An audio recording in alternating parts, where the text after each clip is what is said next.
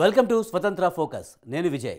ఈసారి లోక్సభ ఎన్నికల్లో భారతీయ జనతా పార్టీ గాలికి ఎదురొడ్డి నిలిచారు ముగ్గురు ప్రాంతీయ పార్టీ అధినేతలు. నరేంద్ర మోడీ ఇమేజ్, అమిత్ షా చాణక్యాన్ని తట్టుకుని తమ పార్టీలను గెలుపు తీరాలకు చేర్చారు ఈ దళపతులు. దేశంలోనే అతిపెద్ద రాష్ట్రమైన ఉత్తరప్రదేశ్లో కమలం పార్టీని చెన్నబోయేలా చేశారు సమాజ్వాదీ పార్టీ అధినేత అఖిలేష్ యాదవ్. ఉత్తరప్రదేశ్లోని ఈసారి సమాజ్వాదీ పార్టీ అతిపెద్ద పార్టీగా అవతరించింది. తమిళనాడులో స్టాలిన్ నాయకత్వంలోని డిఎంకే అఖండ విజయం సాధించింది. పుదుచ్చేరి సహా మొత్తం 40 నియోజకవర్గాల్లో ఇండియా కూటమి క్లీన్ స్వీప్ చేసింది. ఇదిలా ఉండగా బెంగాల్లో మమతా బెనర్జీ మరోసారి సత్తా చాటారు. ఒకేసారి 2 జాతీయ పార్టీలైన బీజేపీ, కాంగ్రెస్తో ఒంటి చేత్తో యుద్ధం చేసి విజేతగా నిలిచారు. ఈ అంశాలపై ఇవాటి స్వతంత్ర ఫోకస్. ఉత్తరప్రదేశ్ రాజకీయాల్లో సమాజ్వాదీ పార్టీ అధినేత అఖిలేష్ యాదవ్ రికార్డు సృష్టించారు. మొత్తం 80 నియోజకవర్గాలలో గెలవడానికి భారతీయ జనతా పార్టీ చేసిన ప్రయత్నాలను వమ్ము చేశారు. కమలం పార్టీకి చుక్కలు చూపించారు. దళితులు, ఓబీసీలు, ముస్లిం మైనార్టీలను సంఘటితం పరచడంలో అఖిలేష్ విజయవంతమయ్యారు. అంతిమంగా ఉత్తరప్రదేశ్లో ఇండియా కూటమికి 43 సీట్లు సాధించి పెట్టారు అఖిలేష్ యాదవ్.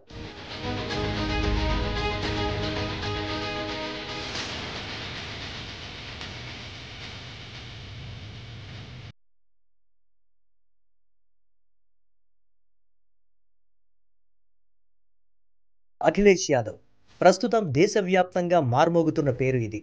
దేశంలోనే అతిపెద్దదైన ఉత్తరప్రదేశ్ సహజంగా భారతీయ జనతా పార్టీకి కంచుకోట.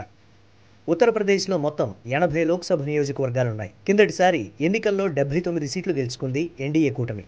ఒకే ఒక్క నియోజకవర్గం రాయ్బరేలీలో కాంగ్రెస్ పార్టీ జెండా ఎగిరింది. కాంగ్రెస్ అగ్రనేత సోనియా గాంధీ విజయం సాధించారు. అయితే ఈసారి ఉత్తరప్రదేశ్ రాజకీయాలు మారిపోయాయి. ఉత్తరప్రదేశ్లో రాయ్బరేలీ సహా మొత్తం 80 సీట్లను తమ ఖాతాలో వేసుకోవాలని ఉవ్విళ్లూరిన భారతీయ జనతా పార్టీ ఆశలపై సమాజ్వాదీ పార్టీ అధినేత అఖిలేష్ యాదవ్ నీళ్లు చల్లారు.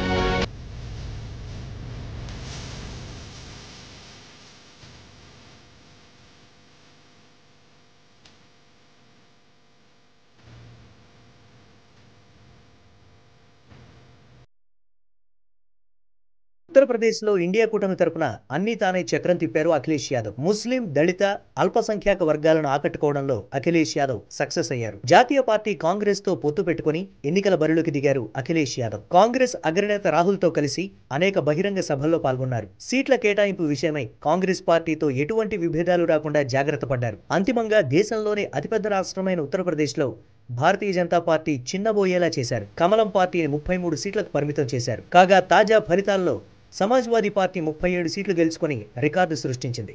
అయితే కాంగ్రెస్ పార్టీకి 6 సీట్లు, ఇతరులకు 4 సెగ్మెంట్లు లభించాయి.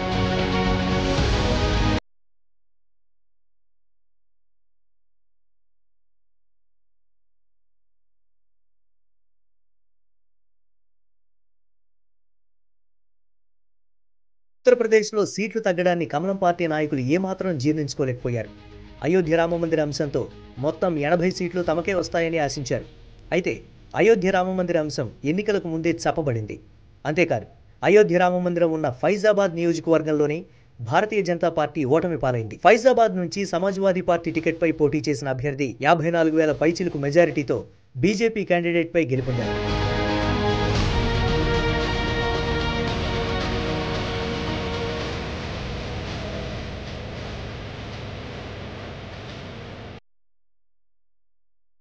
ఫైజాబాద్ ఒకటే కాదు, బీజేపీకి ప్రతిష్టాత్మకంగా మారిన మరికొన్ని నియోజకవర్గాల్లోనూ సమాజ్వాదీ పార్టీ విజయాలు నమోదు చేసుకుంది. సుల్తాన్పూర్ సెగ్మెంట్ నుంచి బీజేపీ టికెట్పై పోటీ చేసిన సీనియర్ నేత మేనకా గాంధీని సమాజ్వాదీ పార్టీ అభ్యర్థి రామ్ భూపాల్ నిషాద్ ఓడించారు. ఇక్కడ 43,000 పైచిలుకు మెజారిటీతో రామ్ భూపాల్ నిషాద్ విజయం సాధించారు.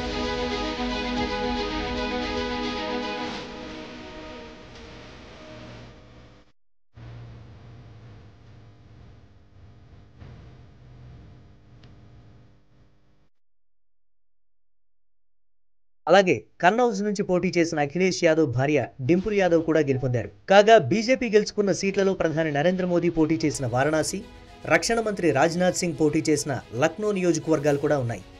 ఇదిలా ఉంటే పొత్తులో భాగంగా 17 సీట్లలో పోటీ చేసిన హస్తం పార్టీ 6 నియోజకవర్గాలను గెలుచుకుంది. కిందటిసారి లోక్సభ ఎన్నికల్లో సమాజ్వాదీ పార్టీ, కాంగ్రెస్ విడివిడిగా పోటీ చేశాయి. దళితులు, ముస్లిం మైనారిటీలు, యాదవుల ఓట్లు చీలిపోయాయి. అంతిమంగా కమలం పార్టీ విజేతగా నిలిచింది.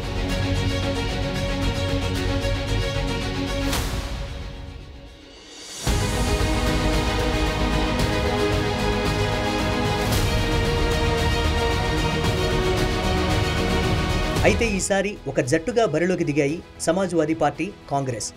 దీంతో దళితులు, ముస్లిం మైనారిటీలు, యాదవుల ఓట్లు ఈ కూటమికి అనుకూలంగా పోలరైజ్ అయ్యాయి. దీంతో అనేక నియోజకవర్గాల్లో ఇండియా కూటమి విజయబావుట ఎగురవేసింది. సహజంగా సమాజ్వాదీ పార్టీకి యాదవుల పార్టీగా ఉత్తరప్రదేశ్లో పేరుంది. ఈ కారణంతో వెనుకబడిన తరగతుల్లో యాదవేతర సామాజిక వర్గాలు సమాజ్వాదీ పార్టీకి దూరంగా ఉంటూ ఉంటారు. దీనిని గమనించిన అఖిలేష్ యాదవ్ ఈసారి వ్యూహాత్మకంగా వ్యవహరించారు. టికెట్ల కేటాయింపులో కుర్మి, నిషాద్ వంటి ఇతర వెనుకబడిన తరగతులకు ప్రాధాన్యం ఇచ్చారు.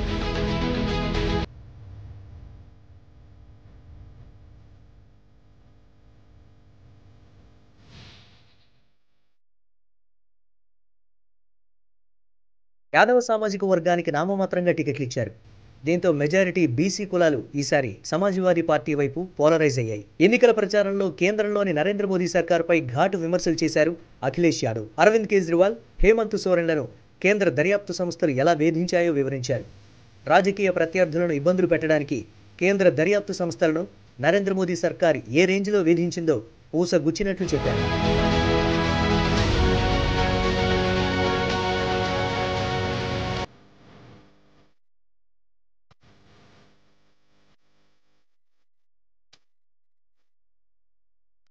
అఖిలేష్ యాదవ్, ఆయన చిన్నాన్న శివపాల్ యాదవ్ మధ్య కొంతకాలంగా సత్సంబంధాలు లేవు. అయితే లోక్సభ ఎన్నికలకు ముందు అఖిలేష్ యాదవ్ స్వయంగా చిన్నాన్న శివపాల్ యాదవ్ ఇంటికి వెళ్లి గొడవలను సద్దుమణిగింపు చేసుకున్నారు. ఉత్తరప్రదేశ్ రాజకీయాల్లో ఇదొక అనూహ్య పరిణామం. ఈ చర్యతో యాదవ్ సామాజిక వర్గాన్ని సంఘటితం చేయడంలో అఖిలేష్ యాదవ్ సక్సెస్ అయ్యారని చెప్పొచ్చు. మొత్తం మీద ఉత్తరప్రదేశ్లో బీజేపీ దూకుడుకు అఖిలేష్ యాదవ్ అడ్డుకట్ట వేశారు.